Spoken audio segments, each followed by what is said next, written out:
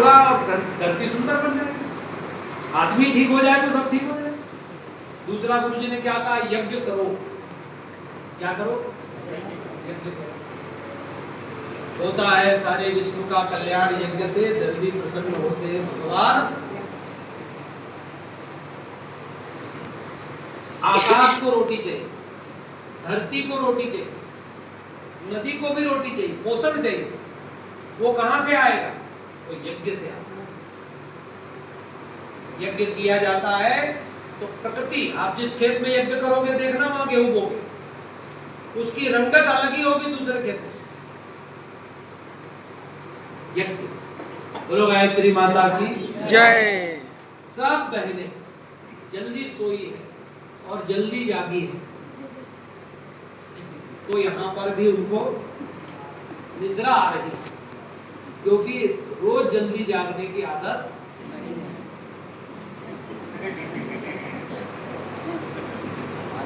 है। रोज जागने की आदत है, पर बस में आए हैं तो थक गई है, तो ऐसा बोलना चाहिए। ठीक है ना? चलो हंसते रहते। तो गुरुजी ने कहा यज्ञ करो। एक कुंड का हवन हर आदमी को रोज करना चाहिए। अपने घर में रोज आहुति करो।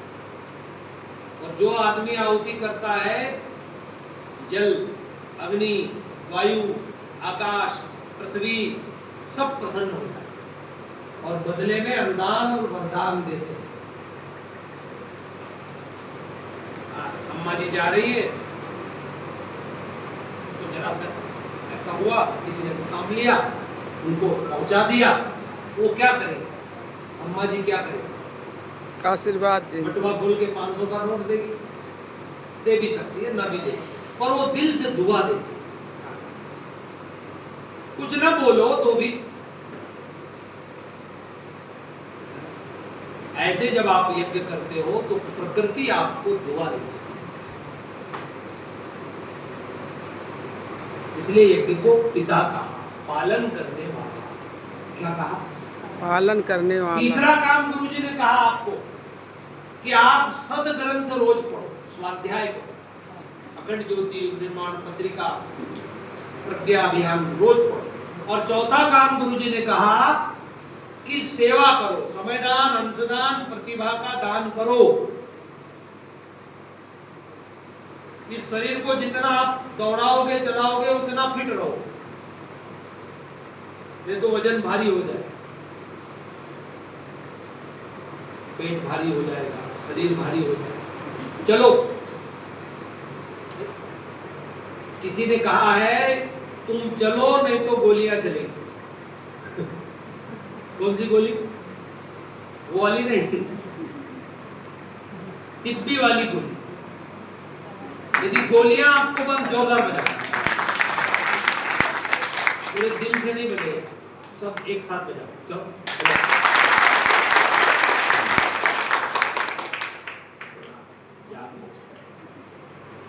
गुरुजी ने क्या कहा? तुम पैदल चलोगे तो गोलियां चलना बंद हो। खूब चलो, रोज माथे से पसीना निकलना चाहिए और इतनी मेहनत करो कि शरीर से पसीना टप टप टपके तो तुम्हारी किस्मत बदल जाएगी। क्या बदल जाएगी?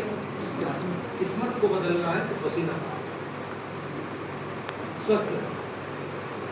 तो यज्ञ करो, गायत्री जपो। आप आपके यहाँ 251 कुंडी यज्ञ हो रहा है, 151 कुंडी यज्ञ हो रहा है, तो आप लोग क्या क्या करना वो सुन लो। पहला काम, एक टीम बना लो। क्या बना लो? टीम। 2-3 बहनें भी हो, 10-12 भाई हो, उसको बोलते हैं यज्ञ समिति। क्या बोलते हैं? यज्ञ समिति। एक आदमी निर्णय न करे, यज्ञ समिति निर्णय करे। किस जगह करना है, कैसे करना है, टोली को विदाई कितनी देनी है, ये सब समिति मिलकर करे, समूह करे। कौन करे? दूसरा, इस 151 कुंडी यज्ञ का एक कार्यालय बना दो। एक बोर्ड टांग दो, पोस्टर लगा दो, 151 कुंडी के फला फला का कार्यालय, वहां सब लोग इकट्ठे होते रहे, एक अखंड दीपक जला लो और साधना करो। जितनी ज्यादा साधना करोगे उतना फल ज्यादा। 1.25 करोड़ मंत्र कम से कम जपवा लो। एक आदमी को मरने से पहले 1.25 करोड़ जप के मरना चाहिए। कितना? 1.25। यदि 1.25 करोड़ मंत्र जपना है तो 1 जनवरी से 31 दिसंबर तक 24 घंटे बैठे रहो, कोई और काम न करो, तो 1 साल में पूरा होगा। तो ये तो संभव नहीं। 12 घंटे बैठे रहो तो 2 साल में पूरा हो जाए। आप इतना भी नहीं कर सकते। तो 6 घंटे बैठे रहो तो 4 साल में पूरा हो जाए। 3 घंटे बैठे रहो तो 8 साल में पूरा हो जाए। और घंटा 1.5 घंटा बैठे रहो तो 15 साल में पूरा हो जाएगा 1.25 करोड़ मंत्र का जाप। जो 1.25 करोड़ जप लेता है वो वशिष्ठ स्तर का ऋषि बन जाता है, उसकी सदगति हो जाती है। इसलिए घंटा भर तो रोज जपना चाहिए ना, कम से कम 24 घंटे है ना आपके पास।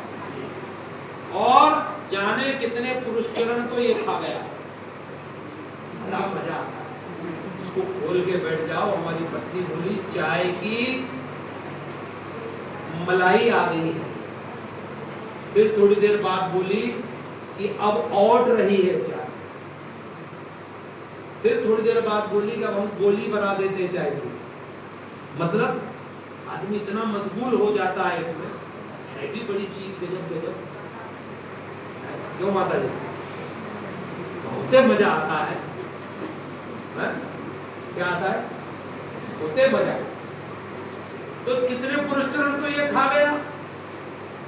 और जितने मासूम बच्चे बैठे, मैं मम्मियों को बोलना चाहता हूँ, यदि आप अपने बच्चों का भविष्य बनाना चाहते हो तो इस चौड़े फोन से बच्चों को दूर करो,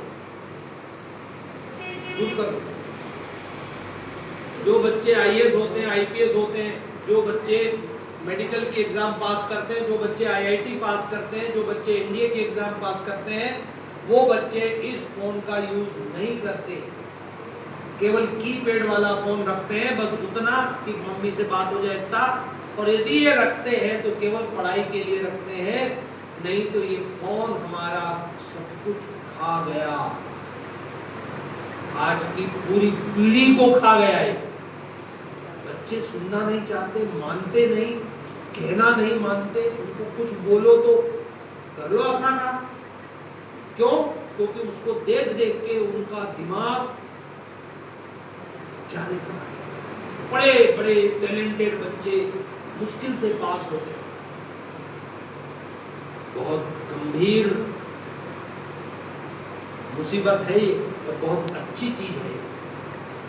रविवार को आप सब भी डिजिटल उपवास करो। क्या करो?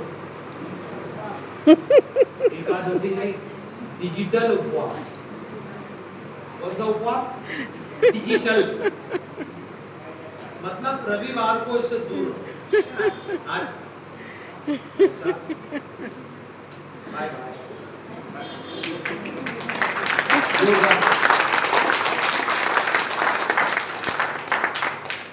और इतना नहीं करो, 9 साढ़े 9 बजे रात को बंद कर दो। सुबह 10 बजे से पहले खोलो मत। मुझे एक बात बताओ, क्या पहले दुनिया नहीं चल रही थी?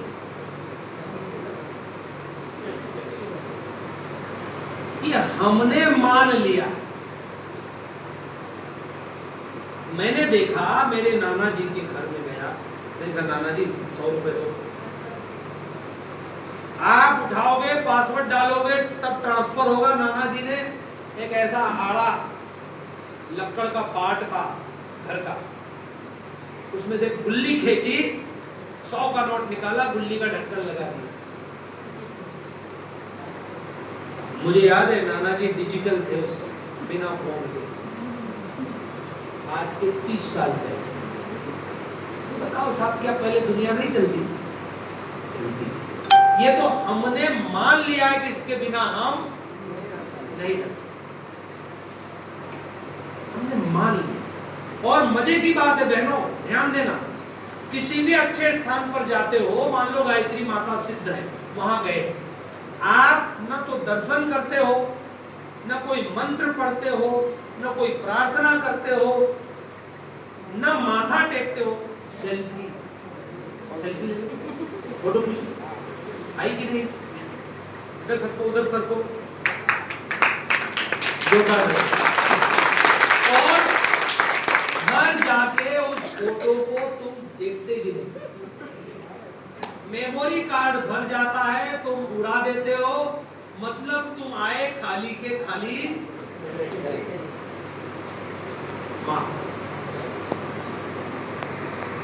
और व्हाट्सएप